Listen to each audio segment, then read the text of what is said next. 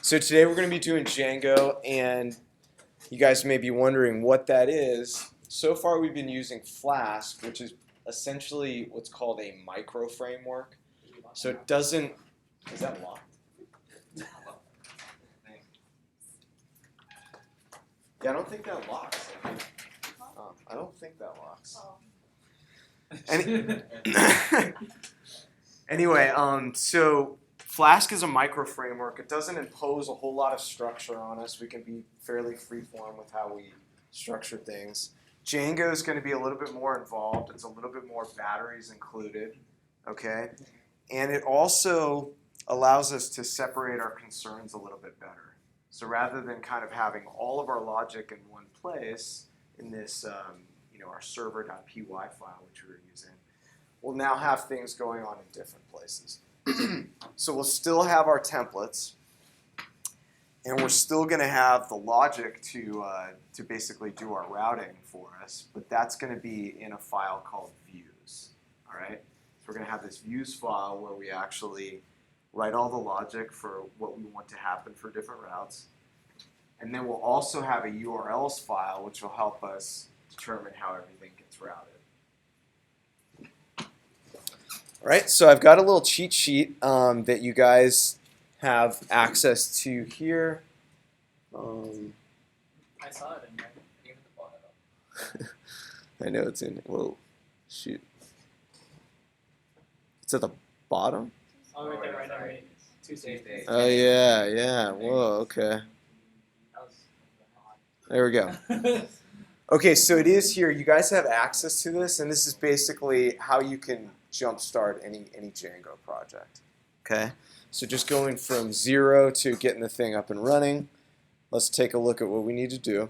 Okay, so the first thing is we need to activate our Django environment. Oops. Okay, do we have a Django virtual environment yet?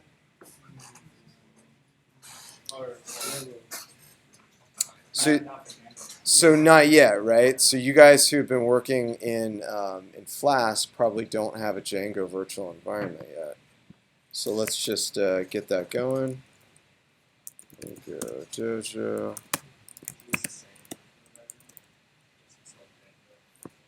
Yeah. Yeah. So I mean, it's one of those situations. Then your virtual environment will have more stuff in there than it needs, right? You're going to have Flask and Django. A Flask project will now have extra stuff in its library, right? Okay. So let's go to environments. Okay, and I already have a Django environment here, but I'm just going to delete that so that we can kind of start from scratch. Should we create it? I mean, like, obviously we have to. Mm-hmm. Because you know how we have a I3 environment there? Yeah. Yeah, I mean, best practices would be to create a Django environment that just has our Django dependencies. Okay. Now you could put it inside your Py3 env, and that would still work. So, but I'm going to show you creating your own environment here. So how do we create a new environment, guys? All right. Venv. All right, and we'll just call this Django. All right. Okay. So now we've got it created. How do we activate this? Because I'm going to want to install Django, right? Source. Django is the name of the environment, and then we're going to go bin activate. Okay, so we're good to go. So now what we need to do is actually install Django, right? Because this environment basically has nothing in it yet. So let's do pip install Django, and then we're going to do a specific version here. So Django is now on 2 point something. I don't know the exact number. But we're actually going to be installing version 1.10. All right. So here we have to do a double equals and say 1.10, and that's going to tell it we want to install this specific version of Django. Okay. Let's do that. You can see it's collecting it and so forth. All right, excellent. So now we've got Django installed. So what that does is it gives us access to something called the Django CLI. Has anyone ever heard that term before? Command line. What's the I part? Interface. Okay. So what this means is it's going to give us a way to interact with Django through the command line. So we can use that to actually start up a new Django project. Okay. So what I'm going to do is I'm going to go back to my to the folder where I want to create this. Yeah. So let's see. Let's go to lectures. Okay. All right. So this is where inside my lectures I want to create this Hello Django app. Okay. So what we do is we say Django admin, and this is how we're basically calling the CLI. We're saying we want to use the CLI here. And then we're going to say start project. And then you need to say the name of the project that you want. So we'll call this Hello Django. All right. And now if I take a look here, oops, let me do it this way.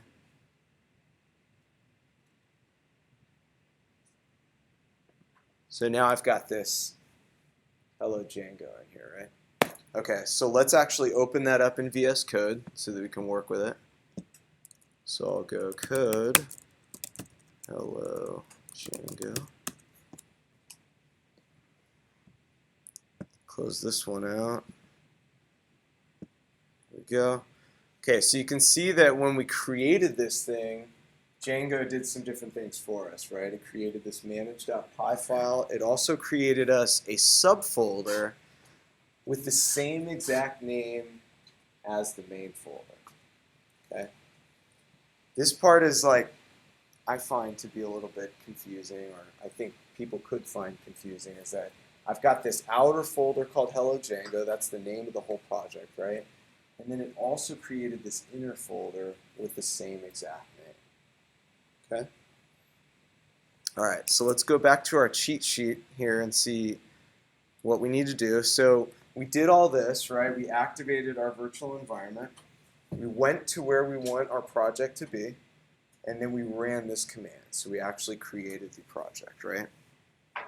Okay. So next, what we want to do is cd into the project folder that was just created, and then we want to make sure that we see a manage.py file. Well, I've got this open right now, and we have it already, right? So we're good there. All right, let's keep going. Now we want to make a directory called apps. So Django has this concept that we can have multiple applications inside one project. So we're just going to basically make an apps folder to house those different apps, okay? So back here, if I'm in my command line, I can say make dir apps. Okay? And then the other thing that we want to do is we want to go into our apps folder and then create this init.py file.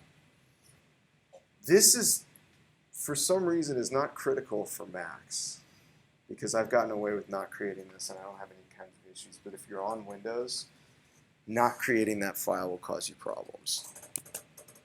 Okay? So inside, what I can do is I can just say touch, and this will create the file if it doesn't exist. Touch apps, and then / init _.py. Okay, so now I've got this init.py in there. It's got nothing in it.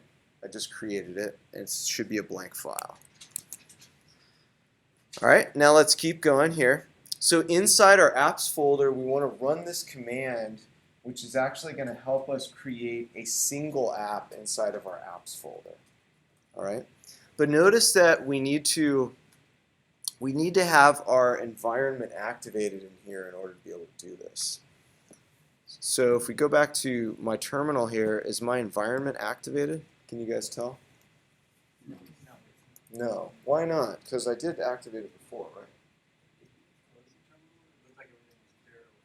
Yeah, so what happened was when I said to code, I just typed in code and then actually the name of my Django project, and it opened it up in a whole new window, right?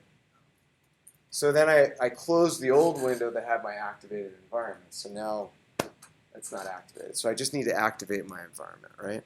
So let me do that real quick. Again, source, I'm going to go up a couple levels into my environments. And then Django bin activate. All right, good. So we're activated now. So now what we can do is we can run this command to actually create our main app inside of our apps folder, okay? Okay, so I'm going to go inside my apps folder. And then here what we're going to do is we're going to say Python. And then I want to go up one level to get to this manage.py file because that's going to allow me to create a new app. So then we'll go manage.py. And then we're going to provide this argument for it, which is just start app, meaning that I want to create an app in this folder that I'm in. And then we have to say what the name of the application is, okay? So I typically just call mine main because typically with your assignments, you guys are only going to be using one application. So just kind of come up with a name that you use consistently so that way you don't get messed up on your assignments, okay? So we'll say start app main. And now you'll notice that it actually created main for us because we were inside the apps folder, right? So if we look at that, we've got some things that were already created for us. Again, we've got this migrations folder. We're not going to talk too much about this, but later on we'll be using that. That will be for our database interaction. Okay. And we've also got a views.py file, and that was the file that I was talking about earlier. We'll be using that for our logic for the different views in our application. Okay. All right. So let's keep going with the program here. We created our new app.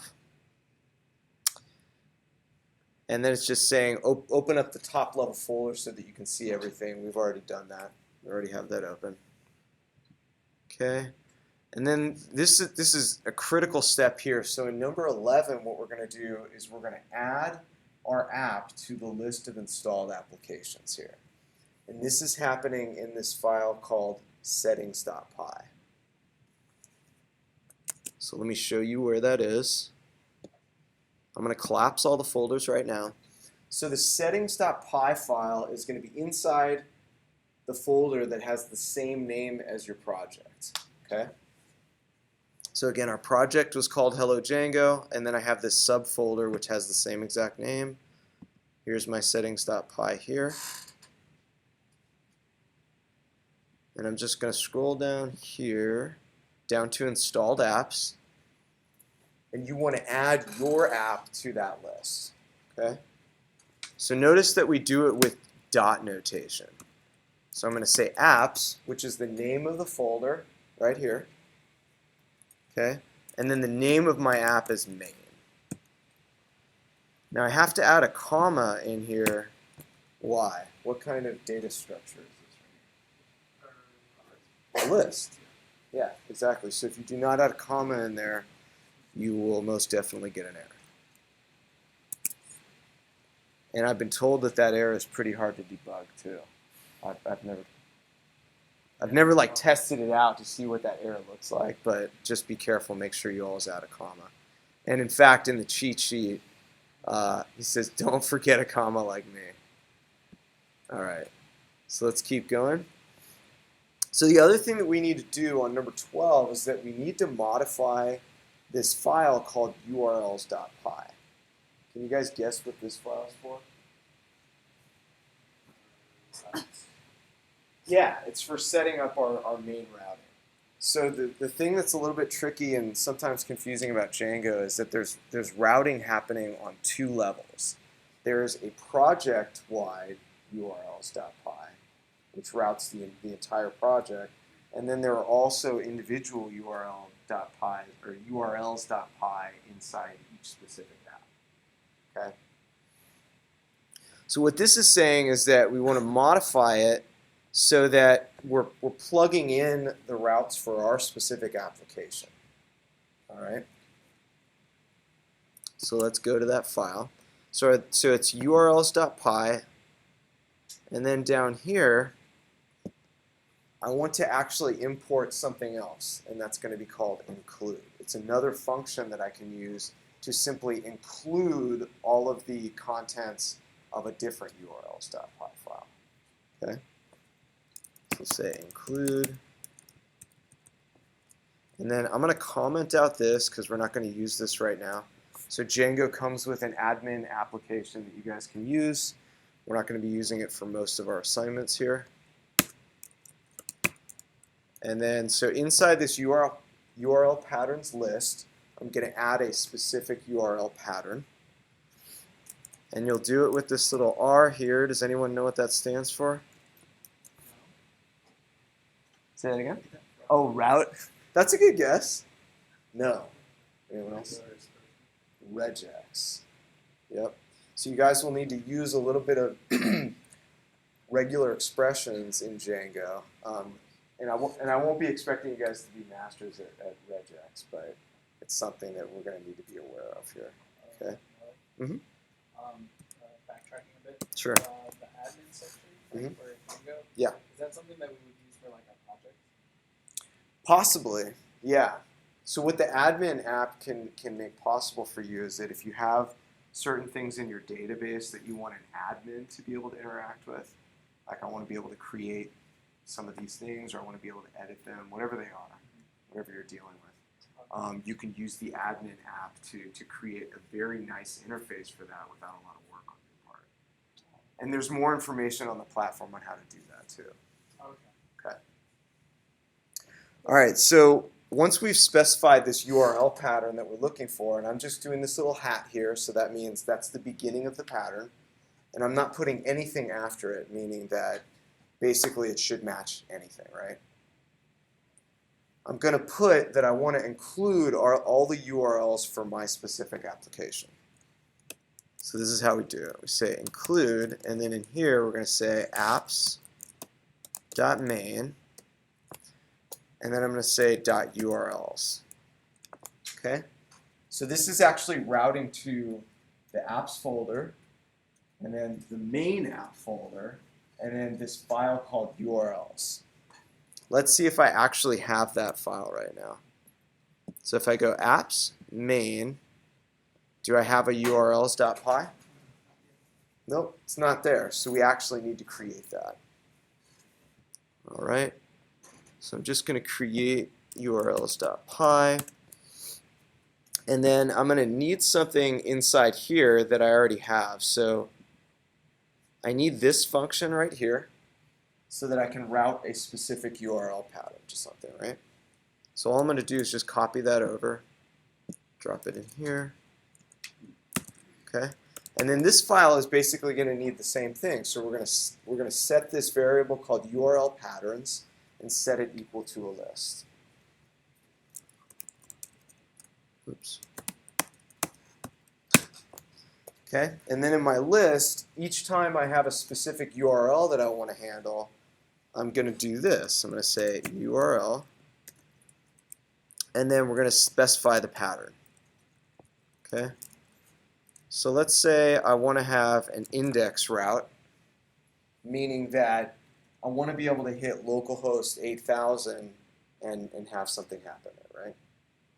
Okay? So what the $sign is, again, this is from regular expressions. This means that is the end of the pattern. So what this is saying is that the start of the pattern is right here, and the end of the pattern is right here, which means there's nothing in it, right? That's my index route. Now what do I want to have happen here?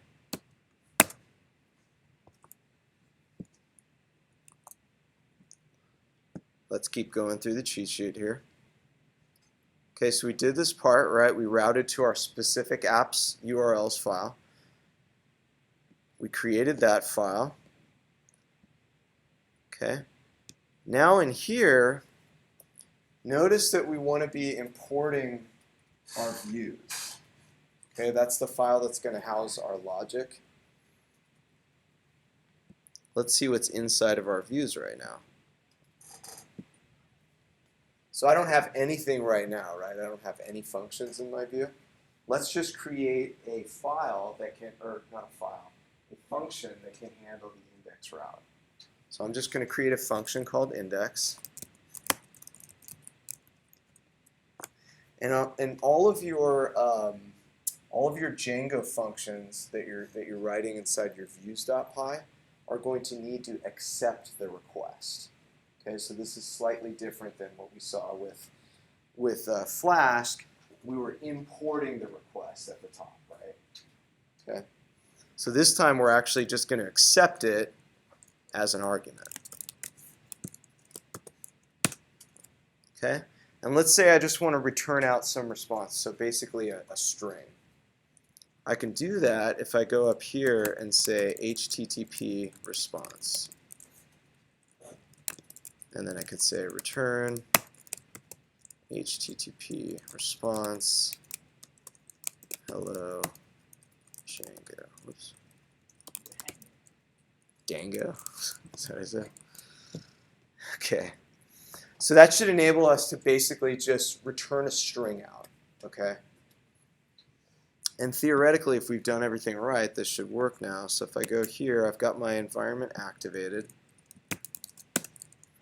Okay, and what I'm going to do is I'm going to go back to the main project folder, and then I'm going to run Python manage.py. So that was that file that's helping us out with a lot of the stuff. And then I'm going to say run server. Oops. Oh, forgot to put something in, right? Okay, so inside here, we actually need to use that index or function that we just wrote, right? So how do I import that? Notice that my views file is on the same level as this URLs file that I'm working in right now. So how would I go about importing my views? It's going to look like this. From dot, meaning the current directory that I'm in, import views. So that's this file right here, right? Okay. And then what function do I want to run when I hit this index route? Views.index. Exactly.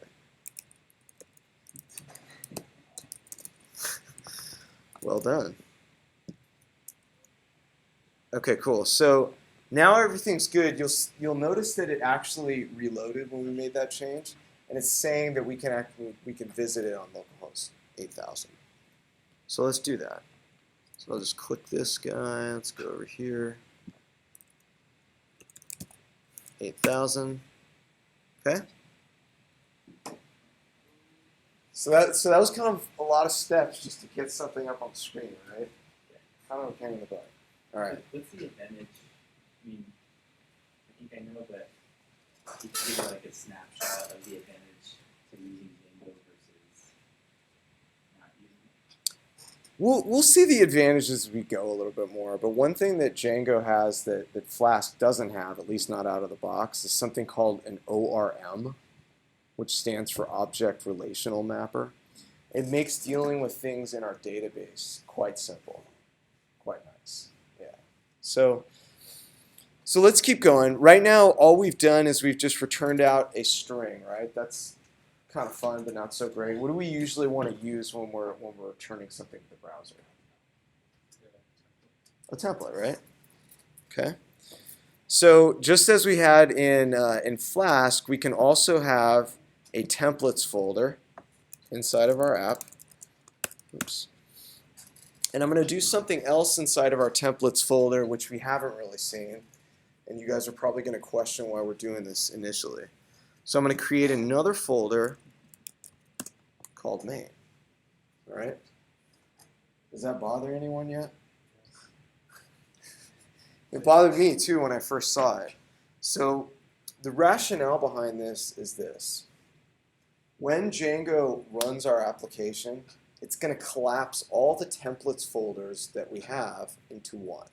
Okay, so if I had multiple apps that I was running, basically all these different templates folders would be turned into one folder.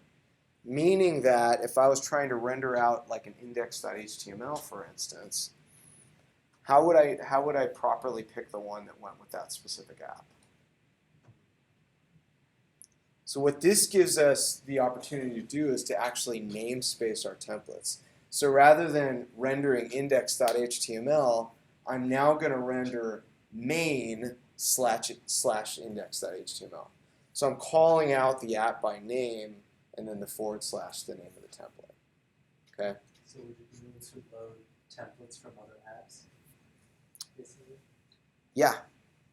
I don't know why you No.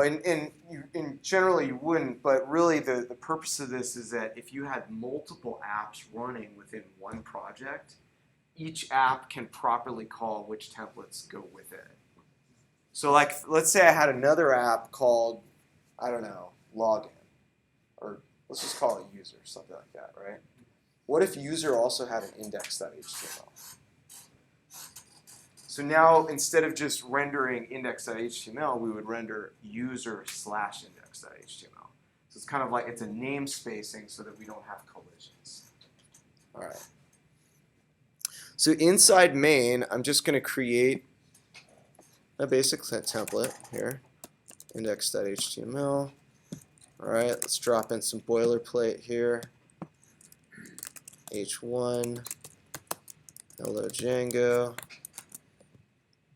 Okay, so instead, inside of our views file, instead of doing this HTTP response, we're actually going to render out this template, right? So let me get rid of this. We don't need that anymore. And I'm going to return render. Oops. Okay, so you can see that's the function that we're actually bringing in that will allow us to render templates. So slightly different than Flask. We're not doing render_template anymore. We're just doing render. Okay, and when you guys render, the first thing that we need to pass to this is going to be the request itself. All right. So let me, I'll just show you the error real quick by not passing in the request, and we'll see what we get. So if I want to render main / index.html, let's do that. Okay. So you'll notice here it's saying required positional argument template name. So it thinks that the second argument should be the name of the template, because the first argument needs to be request, right? So let's do that. We'll say request here. Okay. So now we're actually rendering a template. So that's pretty nice. The other thing that I want to show you guys today is just how to set up a form on a page, and then we'll see how to receive the input from a form, okay? Because that's something that we've been doing quite a bit.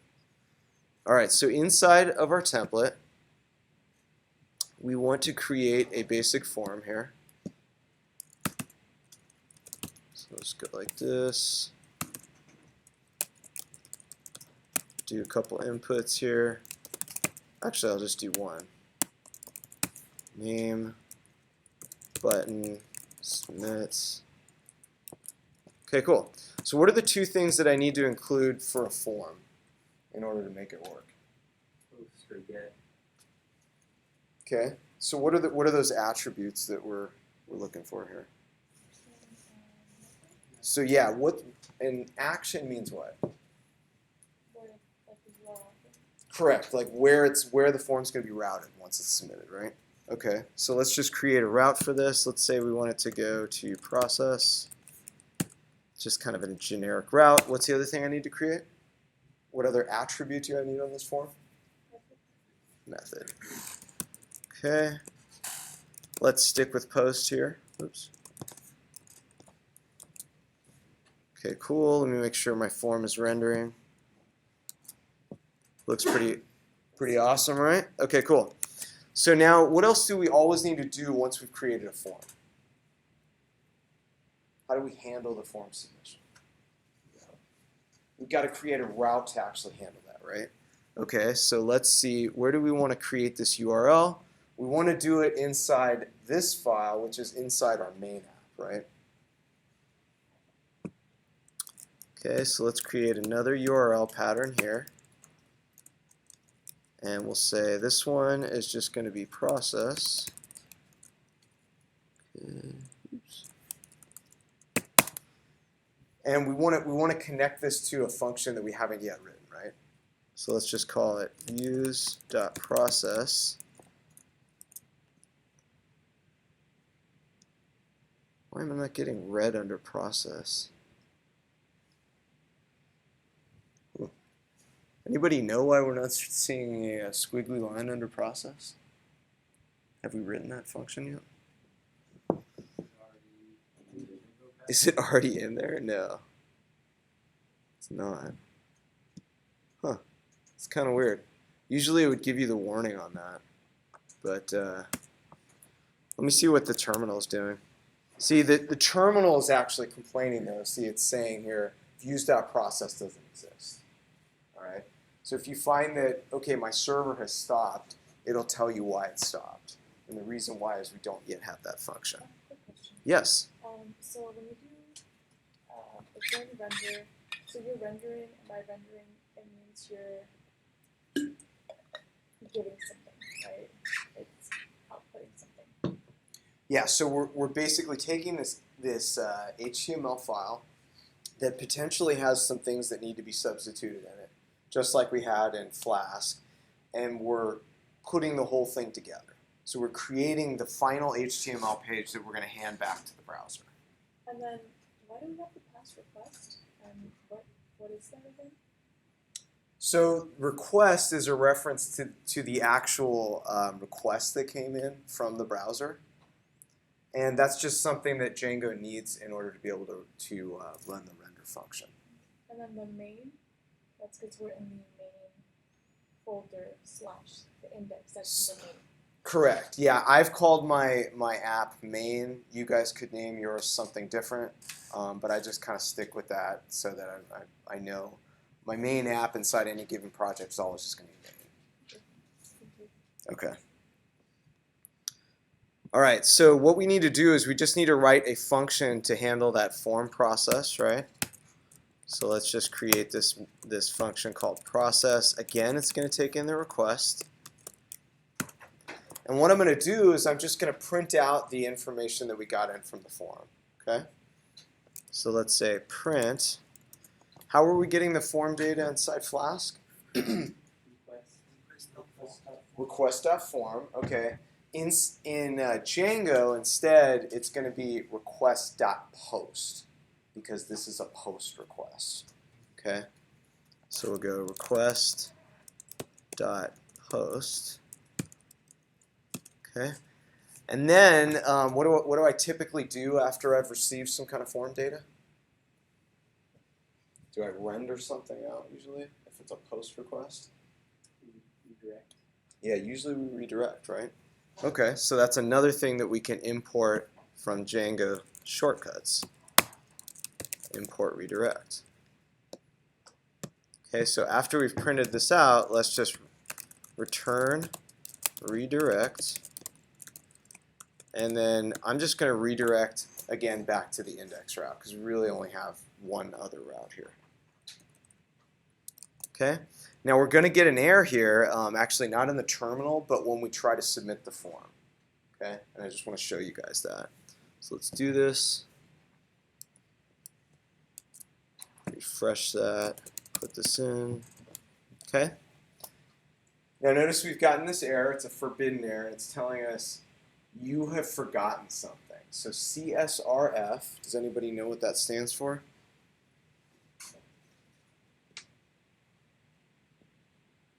Anybody? Yeah, come on, Connor. I know you know what this stands for. You don't? Cross-site request forgery. Oh, Brian! Right there. Well done. Oh, it is right there. Oh yeah, you guys just gotta read. Okay. It was kind of small though. Okay.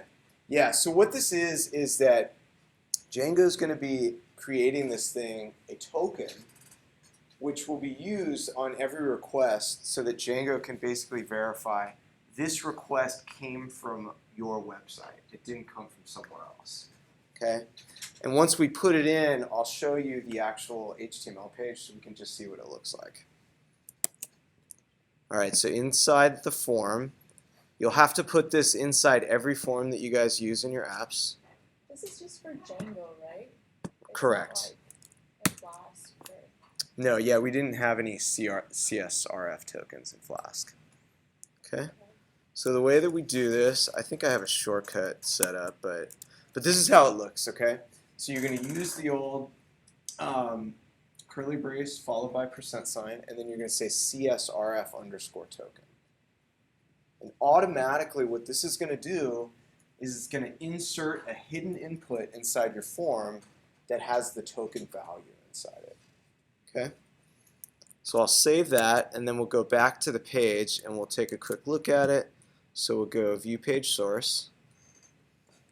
Is that invisible? I'll make this a little bit bigger. Yeah, you can see, so this input is of type hidden, which means what, Linda? It's hidden. You can't see it. Can't see it, right? And then it's got this name, CSRF middleware token, so that way Django is going to know this request actually came from my website.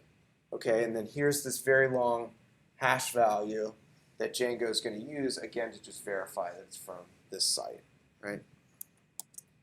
Okay, so now let's submit this. And we should have gotten something in our console. You can see here we got a query dictionary, query dict. And you can see that it has these different inputs in it. Notice that one of the inputs was actually that middleware token. Because even though it was hidden, it still comes to the back end. And then I also have name over there, my name, right? Did you type in your name in the input? And then you just hit submit. And then I that did just indeed. Let me do it again. Okay. I know it happened kind of fast. It was like it redirected so fast you almost didn't even see anything happen. But yeah, so I submitted it one more time and we got the same thing.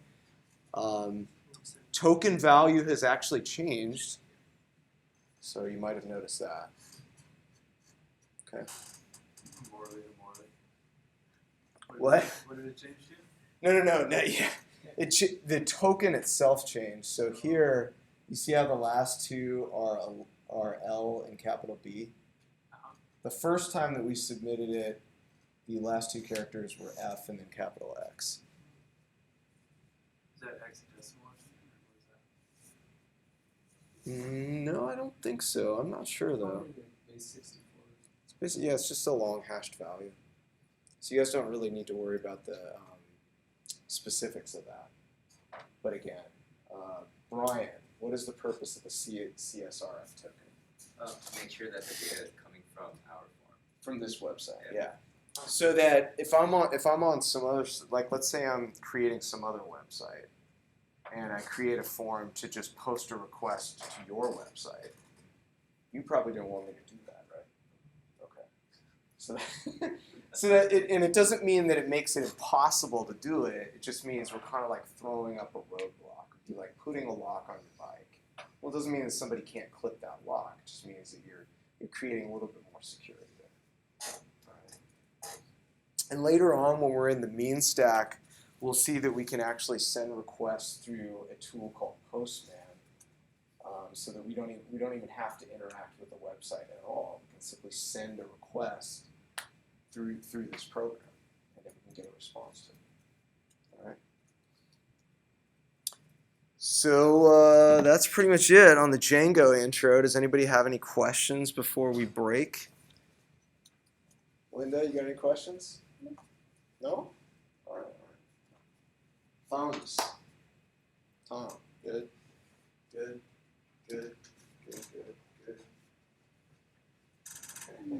Oh. Uh-oh. All right, Alex. Good. Jessica, sideways. Linda, sideways. Alejandro, sideways. All right, you guys here, Jessica, Linda, Alejandro. Oh, you're up? You're up? Okay. Jessica, Alejandro. Any clarifications for you guys? No, it's just a lot of information. Yeah, and I told you it would be. It's a tiring one, setting up these Django projects. Now, once you do it a couple times, it won't be such a big deal. It's just that first time you're gonna be like, oh, now I gotta do this, now I gotta do this. There's a lot more involved than in a Flask project. I thought it was easier than Flask. But I don't know, that just, Wow, how so? I don't know, Flask just really confused me. So if that's, I don't know, just, Yeah, that makes you feel better. this is a lot easier. Wow, okay. This really comes I don't know what to say to that. Django. I'm glad you do though, because you know we're going to be doing our stuff in Django, Yeah. for the bulk of the duration. What were we saying? Yeah, and I want to say that in Django, there are too many files. You need to edit and also make changes. And also, Right. it's Yeah, not like so- the flat only have a one file. Right.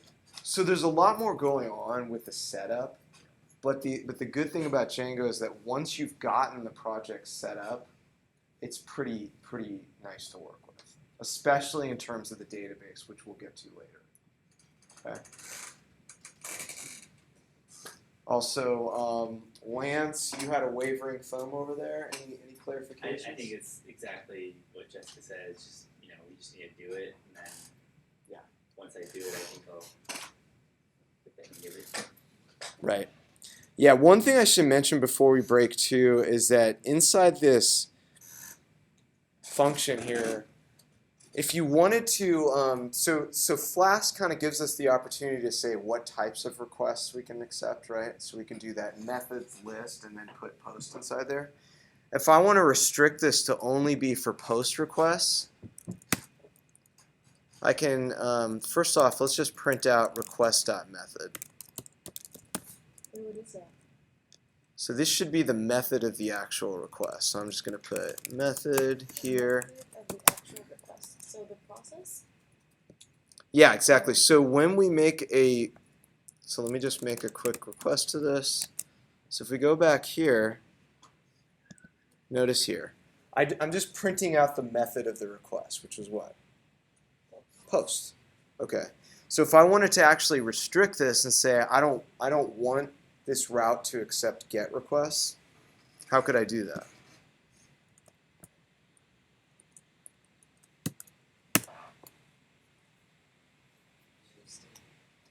Yeah, I could just do like a conditional, right? So let's just do here. Okay, so if request.method does not equal post, then what do I want to do? Actually, let's just do it if it is post. That would be a little easier, right? So if it is post, let's go ahead and print it out, right? You want to redirect. Yeah, either way, I'm going to be redirecting back to the index route. Okay. So you just print to test your stuff, right? Mm-hmm. So what if I make a GET request to the process route? We should just get redirected with no printing, right? Actually, let me put an else so that we know that. Okay. Else print this was not a post request. Okay, cool. So let's go back here. I'm just going to make a GET request by putting in that address in my browser address bar. And then notice down here, darn it. Wait, how are you making a GET request? If you have it set So there's to my print. post. So that was the distinction I'm making here, is that in Flask, we could explicitly set which types of methods we want to accept. So we can say we're only accepting post requests at this route. Django doesn't really allow us to do that, but we can check the request method if we want to. And so I'm just saying, if it wasn't a post request, then I just wanted to print this out, right? And you can see that I did print that out down there because I made a GET request to that route. How is that a GET request? because I directly visited that web page in my browser. Oh, I see. You didn't Yeah. input anything. Right, I wasn't submitting the form. Okay. You were getting the main URL. Yeah, I just went directly to the / process URL. Okay, and that was a GET request. Either way, we got redirected, but we got into this else because the request method was not post, right? So we got down here and we printed that out. Any questions about that? I have a different question. Oh, okay. But any questions about that before we get to that? No? You guys good on that? That's just how to check the method. Okay, cool. Anthony, go ahead. You know how class at the end that approach if equals main, then debug mode equals true? Mhm. Does this have anything like that on it? Or? No, you can actually see though that it is being run with debug here, and that setting is happening inside settings.py. So let's see real quick. I think it's up towards the top. Yeah, so debug equals true on line 26. Hey, what's that? What are you doing there?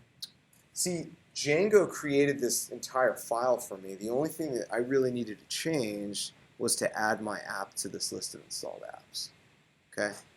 So all this is doing when you run it in debug mode is that it's showing each of the requests that get made, and it will also show you your errors if you have some kind of an error, right? And it reloads it all the time when we change our code, which is really nice. We don't want to have to like stop the server every time we make a change or restart it. And then is that secret key thing too? Like, that was made there. That was yeah, that was already in there, so I didn't have to create that. Is that secret key like a norm? Like, is that like a thing? Like a reoccurring? Yeah, you'll see that a lot of times when you're using session, that you'll need to have some kind of secret key. And like there's session, no.